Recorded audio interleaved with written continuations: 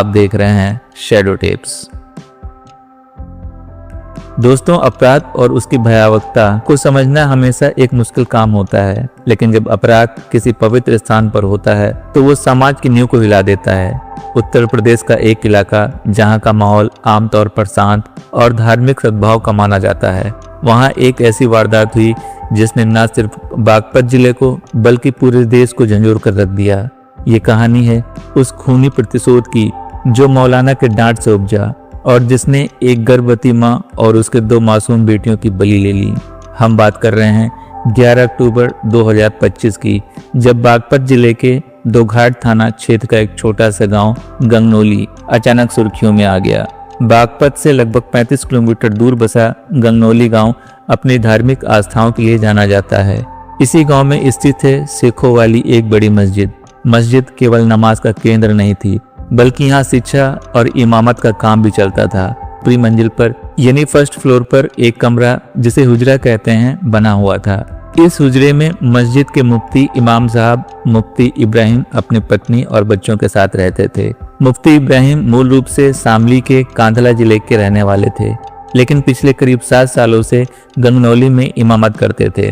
इनकी पत्नी का नाम था इसराना, जिनकी लगभग उम्र 30 साल थी और वो 5 महीनों की गर्भवती थी। और इमाम साहब की गैर मौजूदगी में वो मस्जिद में आने वाले बच्चों को पढ़ाती भी थी। परिवार में उनकी 2 बेटियां सोफिया उम्र 5 साल और सबसे छोटी सुमैया उम्र 2 साल थी। इमामत और बच्चों को पढ़ाने का ये काम सालों से चल रहा था, लेकिन इस शांत व्यवस्था के भीतर एक खूनी साजिश चुपके से पल रही थी। 11 अक्टूबर 2025 शुक्रवार का दिन दोपहर के करीब 2:30 बजे का वक्त था। मुफ्ती इब्राहिम साहब सुबह ही देवबंद के लिए निकल गए थे। दरअसल देवबंद में अफगानिस्तान के विदेश मंत्री के सम्मान में एक कार्यक्रम था, जिसमें उन्हें भी आमंत्रित किया गया था। जाने से पहले उन्होंने ऐलान कर दिया था कि जोहर की नमाज लोग खुद ही पढ़ लें। मुफ्ती साहब को क्या मालूम था कि उनकी ये गैर मौजूदगी ही उनके घर पर एक भयानक अनर्थ का कारण बनेगी। दोपहर के समय गांव की कुछ छोटी बच्चियां, जिनकी उम्र 8 से 12 साल के बीच थी, हर रोज की तरह इसराना से पढ़ने के लिए मस्जिद पहुंची। हुजरे का मुख्य दरवाजा खुला था। उन्होंने कई बार आवाज लगाई, दरवाजा खटखटाया, लेकिन कोई जवाब नहीं मिला। बच्चों को लगा कुछ तो गड़बड़ है। तभी उनमें से किसी ने दूसरे रास्ते यानी छत के रास्ते हुजरे तक पहुंचने का फैसला किया। छत के रास्ते होते हुए वे बच्चियां जैसे ही हुजरे के अंदर पहुंची, जिसने उन्हें चौंका कर रख दिया। फर्श पर चारों तरफ खून फैला हुआ था। इसराना मुफ्ती की पत्नी बेसुध हालत में पड़ी थी। उनकी नजर चारपाई पर पड़ी, जहां सोफिया और सुमैया भी खून से लथपथ पड़ी थी। वे 6-7 साल की बच्चियां जो मासूमियत से पढ़ने आई थी, मौत और दहशत के उस मंजर को देखकर चीख पड़ी। डर और सदमे से वे बच्चियां चीखती हुई मस्जिद के बाहर भागीं। उनके मुंह से सिर्फ एक ही शब्द निकल रहा था, खून खून खून। उनकी चीख पुकार सुनकर आसपास के घरों से महिलाएं, बूढ़े, बुजुर्ग और बच्चे सब बाहर निकल आए। किसी ने लाउड स्पीकर पर ऐलान किया, हजरात हजरात, मुफ्ती इब्राहिम साहब की बीवी और उनकी दोनों बेटियों का किसी ने कत्ल कर दिया है। बस ये खबर जंगल की आग की तरह पूरे गांव और सोशल मीडिया पर फैल गई। गंगनौली गांव में लोगों का हुजूम उमड़ पड़ा। लोग हैरान थे। मस्जिद के अंदर अल्लाह के घर में अगर कोई सुरक्षित नहीं है तो फिर कहाँ सुरक्षित होगा। किसी ने तुरंत 112 पर फोन किया। सूचना मिलते ही पुलिस महकमे में हड़कंप मच गया। दोघट थाना पुलिस, छपरौली, बिनौली, भड़ौत की टीमें और स्क्वाड टीम तुरंत मौके के लिए रवाना हो गई। एसपी सूर्य कुमार राय, एसपी प्रवीण कुमार और सीओ विजय कुमार सहित कई आला अधिकारी गांव पहुंचे, लेकिन पुलिस की एंट्री आसान नहीं थी। आक्रोशित भीड़, खासकर महिलाएं, पुलिस को देखकर बेकाबू हो गईं। लोगों ने पुलिस पर चिल्लाना शुरू कर दिया, मानो कत्ल पुलिस ने ही करवाया हो। भीड़ ने पुलिस को आगे नहीं बढ़ने दिया। महिलाओं ने तो पुलिसकर्मियों के कपड़े तक नोचने शुरू कर दिए और पोस्टमार्टम के लिए शव को कब्जे में लेने की कोशिश को रोक दिया। हंगामा इतना बढ़ गया कि एडिशनल एसपी की गाड़ी को भी क्षतिग्रस्त कर दिया गया। माहौल की गंभीरता को देखते हुए मेरठ के डीआईजी कलानिधि नेथानी आईपीएस को मौके पर पहुंचना पड़ा। उन्होंने बड़ी सूझबूझ से भीड़ को शांत कराया। उन्होंने लोगों को भरोसा दिलाया कि पुलिस कातिलों को जल्द से जल्द पकड़ेगी और निष्पक्ष जांच की जाएगी। लोगों को शांत होने में कुछ समय लगा, लेकिन अंततः पुलिस को अपना काम शुरू करने का मौका मिला। पुलिस ने अपनी जांच शुरू ही की थी कि एक सनसनीखेज मोड़ आया। पुलिस को एक तहरीर मिली जिसमें साफ साफ आरोप लगाया गया था कि मुफ्ती इब्राहिम ने ही हत्या करवाई है। आरोप था कि मुफ्ती साहब जानबूझकर देवबंद गए थे ताकि उन पर शक न हो और उन्होंने कातिलों को पहले से ही सेट कर दिया था। पुलिस के लिए ये एक विकट स्थिति थी। एक तरफ मुफ्ती साहब का परिवार खत्म हो गया और दूसरी तरफ उन्हीं पर हत्या का इल्जाम लग रहा था। अगर पुलिस को कोई पुख्ता सबूत नहीं मिलता तो मुफ्ती साहब आसानी से सलाखों के पीछे पहुंच सकते थे और उनकी जिंदगी तबाह हो सकती थी। पुलिस ने सबसे पहले मुफ्ती साहब की सीडीआर निकाली। उनकी लोकेशन देवबंद की तरफ थी। ये एक सवाल था कि अगर मुफ्ती साहब ने किसी की हत्या के लिए हायर किया होता तो वो किससे कराते। गांव के लोगों ने बड़ी सूझबूझ का परिचय दिया। मस्जिद में सीसीटीवी कैमरे लगे हुए थे। ये एक ऐसी चीज थी जिसकी अपील सीओ विजय कुमार ने बाद में भी की कि सभी लोगों को धार्मिक स्थलों और घरों पर कैमरे लगवाने चाहिए। पुलिस ने तुरंत डीवीआर की जांच शुरू की। डीवीआर देखने पर पता चला कि 20 मिनट से 25 मिनट के लिए सीसीटीवी की सप्लाई जानबूझकर बंद कर दी गई थी, ठीक उसी समय जब कत्ल हुआ। ये स्पष्ट था कि हत्यारे मस्जिद के आंतरिक व्यवस्था से परिचित थे। पुलिस ने कैमरे की फुटेज को ध्यान से खंगाला, बंद होने से पहले और शुरू होने के बाद की फुटेज। तभी पुलिस को एक बड़ा सुराग मिला। फुटेज में गांव का ही एक लड़का जिसकी उम्र लगभग 16 साल थी मस्जिद के अंदर आते जाते दिखा।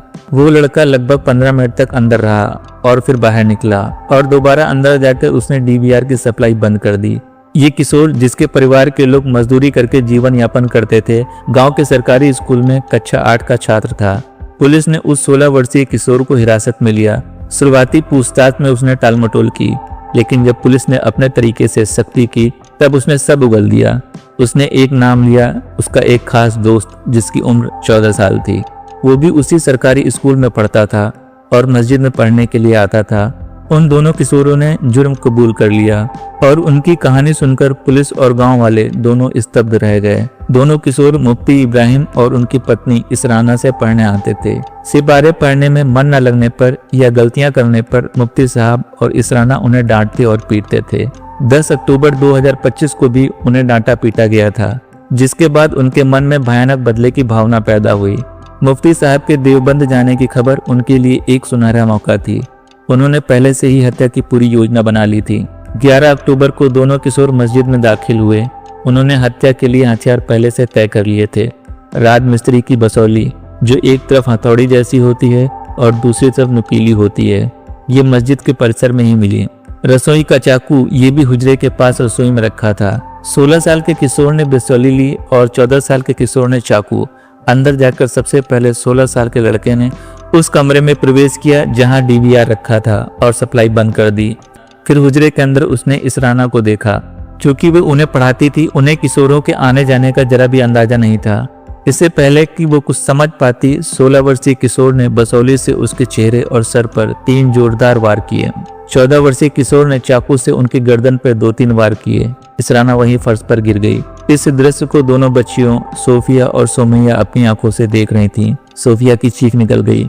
अपना भेद खुलने के डर से इन किशोरों ने अपनी क्रूरता की हदें पार कर दी। 16 वर्षीय किशोर ने बसौली से दोनों मासूम बच्चियों पर 2-2 वार किए।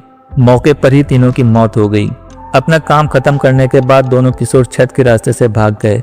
जाते समय उन्होंने बसौली को जीने के नीचे फेंक दिया और चाकू को छत पर फेंककर अपने अपने काम में लग गए, इस यकीन के साथ कि सीसीटीवी फुटेज बंद होने के कारण वे पकड़े नहीं जाएंगे। लेकिन पुलिस उनके आने जाने की फुटेज देखकर उन तक पहुंच गई। पुलिस ने इब्राहिम मुफ्ती को निर्दोष साबित किया और दोनों किशोरों को गिरफ्तार कर बाल सुधार गृह भेज दिया। ये खुलासा होते ही कि गांव वालों को यकीन नहीं हुआ कि इतनी छोटी सी वजह यानी डांट फटकार इतना जघन्य अपराध करा सकती है। दोस्तों, ये कहानी हमें कई सबक सिखाती है। कभी कभी अपराध रंजिश या लूट के लिए ही नहीं होता, बल्कि बच्चों के मन में पल रहे प्रतिशोध की भावना से भी होता है। अगर मस्जिद में सीसीटीवी नहीं लगा होता तो पुलिस की दिशा उस झूठी तहरीर के आधार पर चलती और मुफ्ती इब्राहिम को जीवन भर कलंक झेलना पड़ता। माता पिता और शिक्षकों को बच्चों की शिक्षा के दौरान उनकी मानसिक स्वास्थ्य और गुस्से की भावनाओं को भी समझना होगा। बड़ौद के सीओ विजय कुमार की अपील आज भी प्रासंगिक है। धार्मिक स्थलों और घरों में कैमरे जरूर लगवाएं। ये अपराध के डर को कम करेगा और निर्दोषों को बचाएगा। दोस्तों, बच्चों का छोटा प्रतिशोध इतनी भयानक शक्ल ले सकता है, ये कहानी इसका सबूत है। सुरक्षा और जागरूकता हमारी सामाजिक जिम्मेदारी है। याद रखें, मुफ्ती साहब की बेगुनाही सिर्फ एक सीसीटीवी कैमरे से साबित हुई। तकनीक और सतर्कता ही हमें बचाएगी। अगर ये घटना जागरूकता के लिए जरूरी है तो इस घटना की हकीकत दूसरों तक जरूर पहुंचाएं, जिससे वो भी जागरूक हो सकें। इस दर्दनाक अध्याय को हम यहीं विराम देते हैं। शैडो टेप्स को सपोर्ट करने के लिए लाइक, शेयर और सब्सक्राइब जरूर करें। आप सुरक्षित रहें, सतर्क रहें। फिर मिलेंगे अगले वीडियो में। आप देख रहे थे शैडो टेप्स।